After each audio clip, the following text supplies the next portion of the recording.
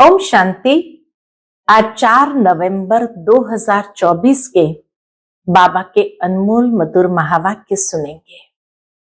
आज की मुरली में बाबा कहे कि जैसे शास्त्रों में गायन है कि नारद को ये इच्छा हुई लक्ष्मी को वरने की, तो उसको कहा तुम अपनी शक्ल तो देखो, लक्ष्मी को वरने लायक है।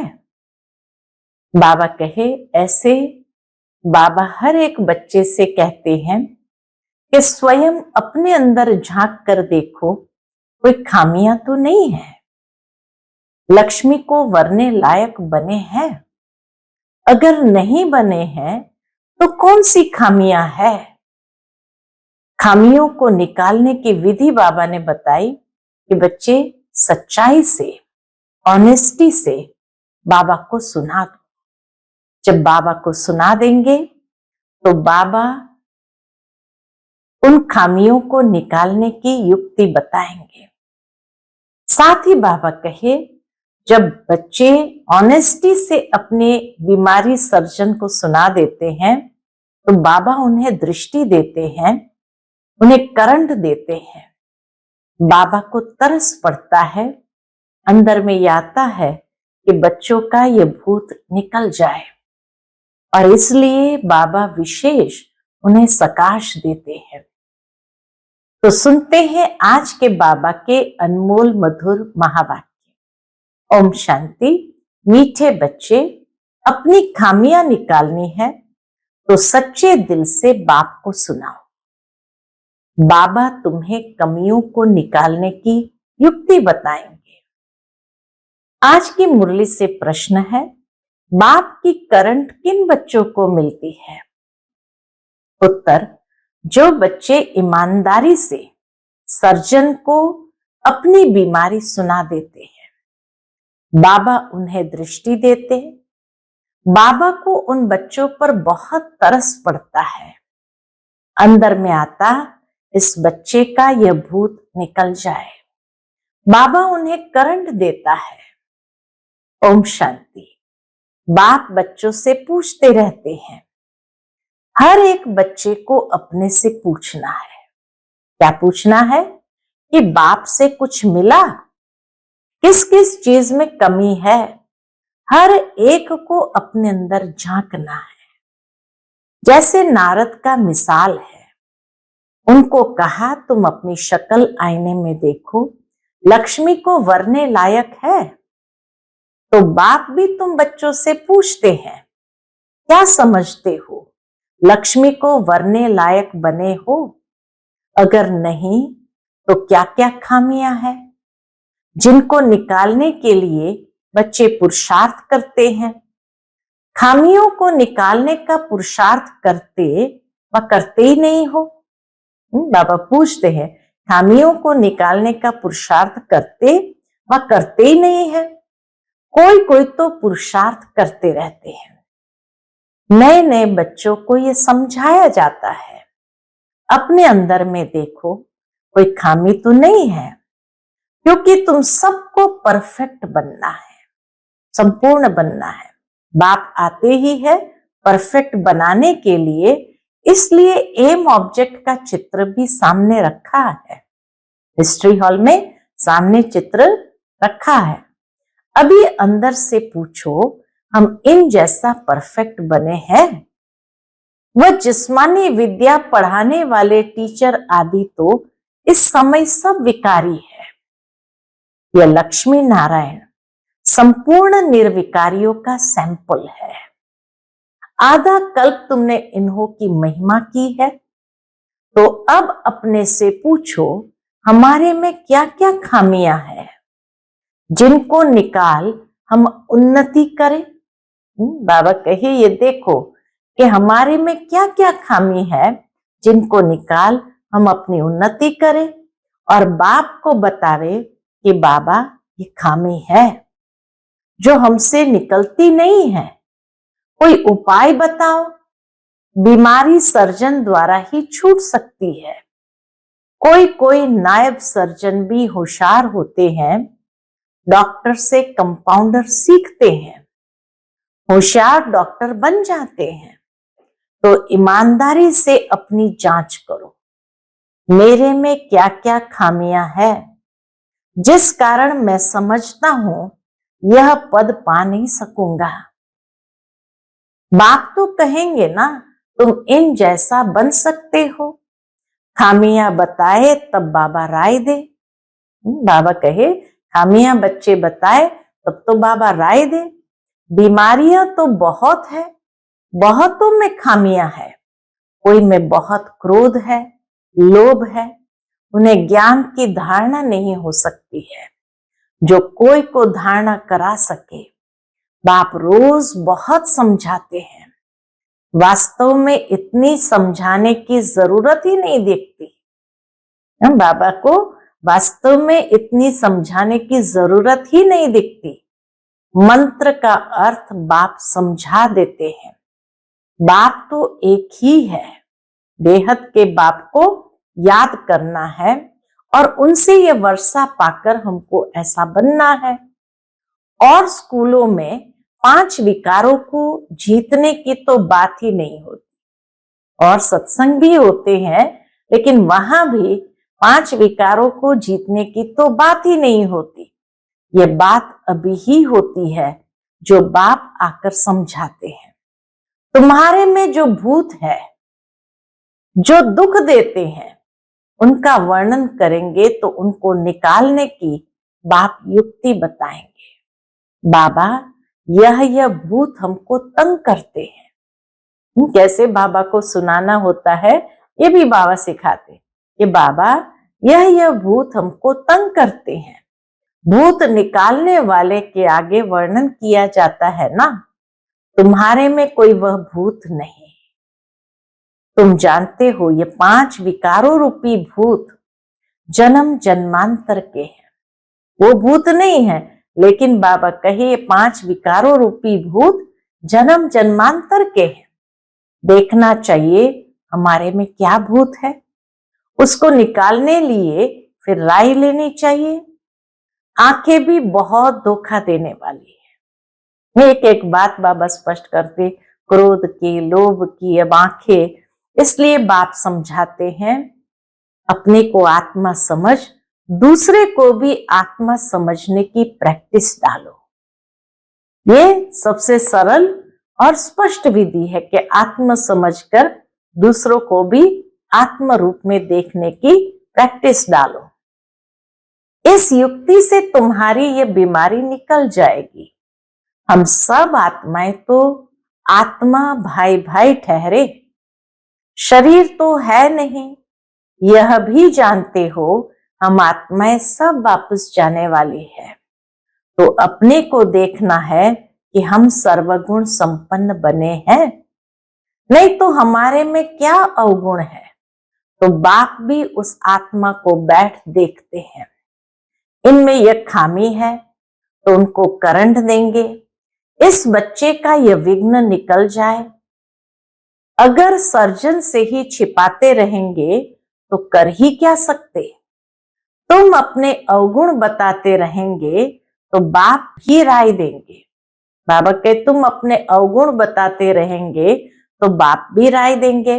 जैसे तुम आत्माएं बाप को याद करती हो, बाबा आप कितने मीठे हो, हमको क्या से क्या बना देते हो। बाप को याद करते रहेंगे तो भूत भागते रहेंगे। कोई ना कोई भूत है जरूर।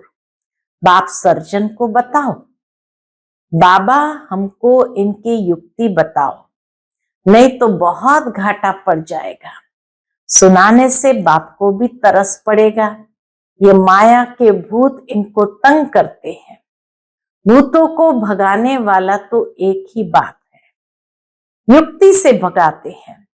समझाया जाता है इन 5 भूतों को भगाओ, फिर भी सब भूत नहीं भागते हैं। कोई में विशेष रहता है, कोई में कम। कोई में विशेष होता है, कोई में कम, परंतु है जरूर। बाप देखते हैं इनमें यह भूत है। दृष्टि देते समय अंदर चलता है ना, यह तो बहुत अच्छा बच्चा है। बाबा जब दृष्टि देता है तो अंदर चलता है ये तो बहुत अच्छा बच्चा है, और तो सब इनमें अच्छे अच्छे गुण हैं, परंतु बोलते कुछ नहीं है, इसको समझा नहीं सकते हैं। माया ने जैसे गला बंद कर दिया है, इनका गला खुल जाए तो औरों की भी सर्विस करने लग पड़े। दूसरे दूसरे की सर्विस में अपनी सर्विस, दूसरे की सर्विस करने में अपनी सर्विस, शिव बाबा की सर्विस नहीं करते हैं। शिव बाबा खुद सर्विस करने आए हैं। कहते हैं इन जन्म जन्मांतर के भूतों को भगाना है। बाबा बैठ समझाते हैं, यह भी जानते हो झाड़ धीरे धीरे वृद्धि को पाता है, पत्ते झड़ते रहते हैं, माया विघ्न डाल देती है, बैठे बैठे ख्याल बदली हो जाते हैं। जैसे सन्यासियों को घृणा आती है तो एकदम गुम हो जाते हैं, न कोई कारण न कोई बातचीत, कनेक्शन तो सबका बाप के साथ है।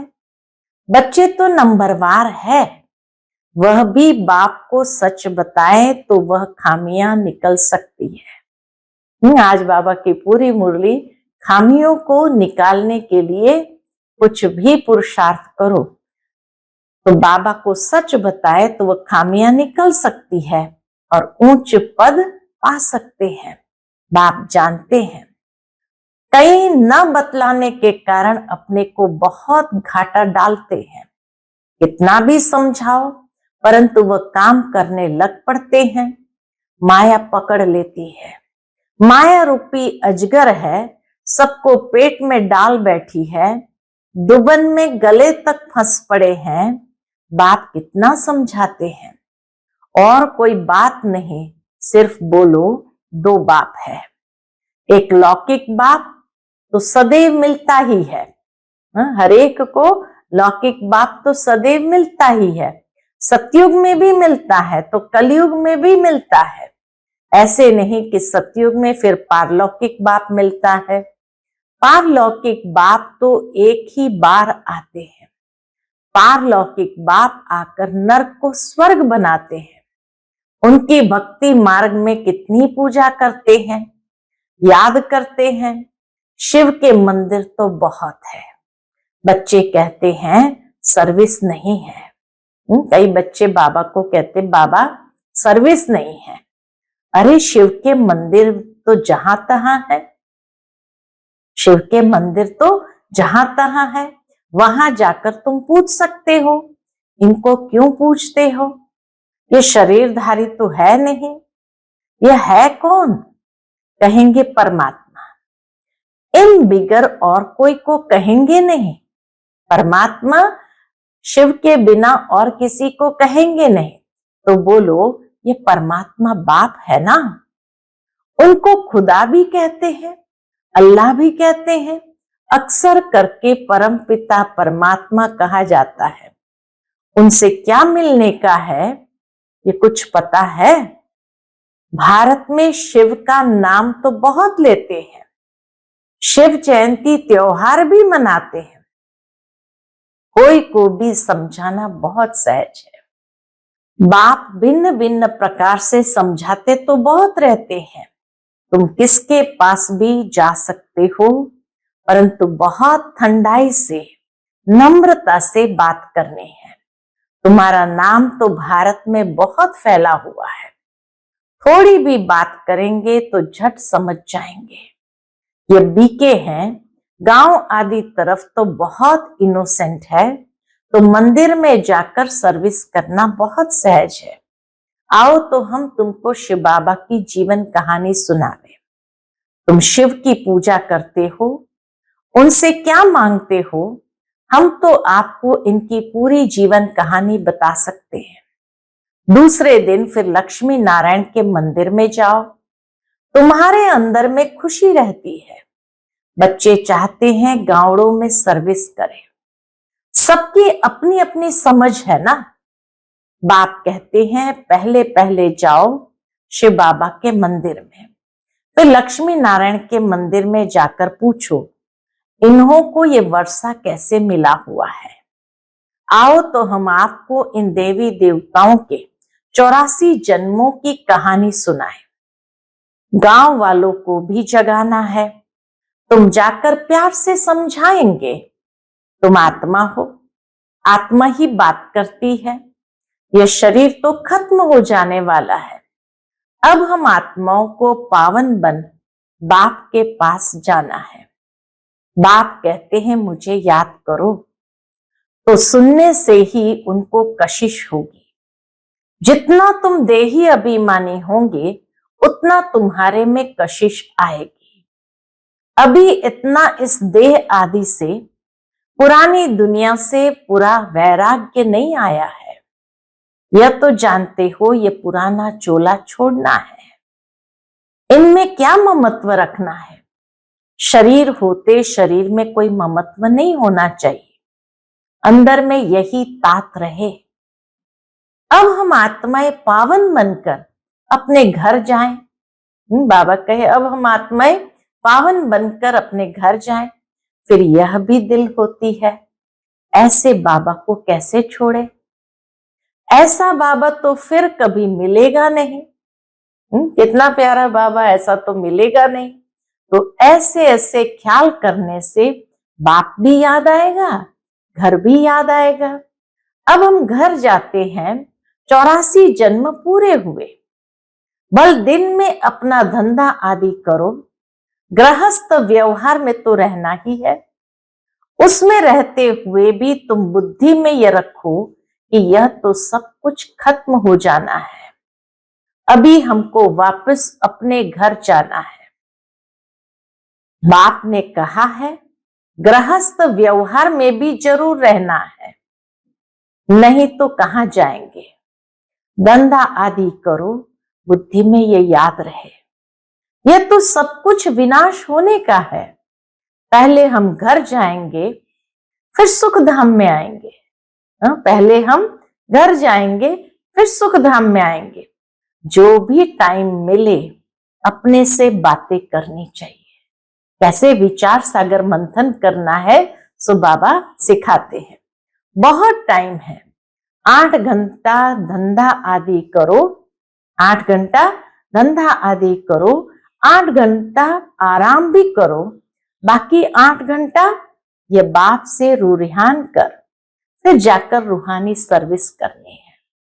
जितना भी समय मिले शिव बाबा के मंदिर में, लक्ष्मी नारायण के मंदिर में जाकर सर्विस करो। मंदिर तो तुमको बहुत मिलेंगे। तुम कहां भी जाएंगे तो शिव का मंदिर जरूर होगा। हर गांव में शिव का मंदिर मिलेगा। तुम बच्चों के लिए मुख्य है याद की यात्रा। याद में अच्छी रीति रहेंगे तो तुम जो भी मांगो मिल सकता है। प्रकृति दासी बन जाती है, उनकी शक्ल आदि भी ऐसी खींचने वाली रहती है। कुछ भी मांगने की दरकार नहीं। सन्यासियों में भी कोई कोई पक्के रहते हैं। बस ऐसे निश्चय से बैठते, सन्यासी लोग ऐसे निश्चय से बैठते हम ब्रह्म में जाकर लीन होंगे। और इस निश्चय में बहुत पक्के रहते हैं, उनका अभ्यास होता है। हम इस शरीर को छोड़ जाते हैं, परंतु वह तो है रॉन्ग रास्ते पर। बड़ी मेहनत करते हैं ब्रह्म में लीन होने के लिए, भक्ति में दीदार के लिए कितनी मेहनत करते हैं, जीवन भी दे देते हैं। आत्मघात नहीं होता है, जीव घात होता है। आत्मा तो है ही, वह जाकर दूसरा जीवन अर्थात शरीर लेती है। तो तुम बच्चों को क्या करना है? बाबा कहे तो तुम बच्चे सर्विस का अच्छी रीति शौक रखो तो बाप भी याद आवे। यहां भी मंदिर आदि बहुत है। तुम योग में पूरा रहकर किसको कुछ भी कहेंगे, कोई विचार नहीं आएगा। योग वाले का तीर पूरा लगेगा। तुम बहुत सर्विस कर सकते हो, कोशिश करके देखो, परंतु पहले अपने अंदर को देखना है। हमारे में कोई माया का भूत तो नहीं है। माया के भूत वाले थोड़ी सक्सेस हो सकते हैं। सर्विस तो बहुत है, बाबा तो नहीं जा सकते हैं ना, क्योंकि बाप साथ में है। बाप को हम कहां किचड़े में ले जावे, किसके साथ बोले। बाप तो बच्चों से ही बोलना चाहते हैं, बाबा भी बच्चों से ही बोलना चाहते हैं, तो बच्चों को सर्विस करनी है। गायन भी है, सन शोज फादर। बाप ने तो बच्चों को होशियार बनाया ना। अच्छे अच्छे बच्चे हैं जिनको सर्विस का शौक रहता है, कहते हैं हम गांवों में जाकर सर्विस करें। हाँ, बाबा को कहते हम गांवों में जाकर सर्विस करें। बाबा कहते भल करो, सिर्फ फोल्डिंग चित्र साथ में हो। चित्रों बिगर किसको समझाना डिफिकल्ट लगता है। रात दिन यही ख्यालात रहती है, औरों की जीवन कैसे बनाए, हमारे में जो खामियां है वो कैसे निकाल उन्नति को पाए। तुमको खुशी भी होती है, बाबा ये 8-9 मास का बच्चा है। बाबा के पास ले आते, बाबा ये 8-9 मास का बच्चा है। ऐसे बहुत निकलते हैं, जल्दी ही सर्विस लायक बन जाते हैं। हर एक को यह भी ख्याल रहता है हम अपने गांव को उठाएं, हम जिन्स भाइयों की सेवा करें। Charity begins at home. Service का शौक बहुत चाहिए, एक जगह ठहरना नहीं चाहिए, चक्कर लगाते रहे। टाइम तो बहुत थोड़ा है ना, कितने बड़े बड़े अखाड़े उन्हों के बन जाते हैं।